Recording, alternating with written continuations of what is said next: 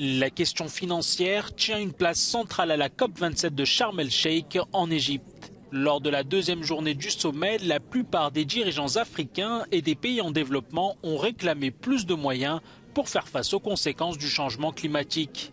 Selon un rapport de la COP, les pays du Sud auront besoin de plus de 2000 milliards de dollars par an d'ici 2030 pour financer leur action climatique.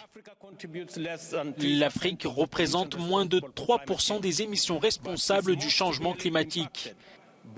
Mais elle est la plus gravement touchée par ces conséquences.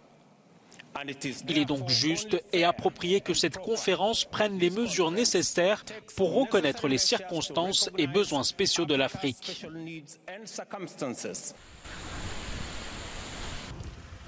La première ministre de la Barbade, Mia Mottley, dont le pays est frappé de manière récurrente par des phénomènes météorologiques extrêmes, a été l'un des nombreux dirigeants à critiquer les pays industrialisés pour avoir délaissé le reste du monde.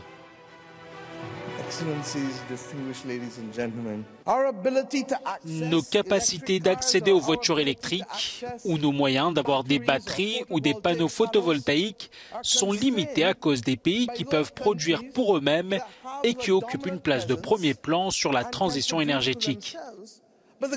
Sur ces questions, les pays du Sud sont à la merci des pays du Nord. En 2009, à Copenhague, les pays riches avaient promis 100 milliards de dollars par an aux pays du Sud à partir de 2020. Mais selon l'OCDE, un peu plus de 83 milliards ont été mobilisés.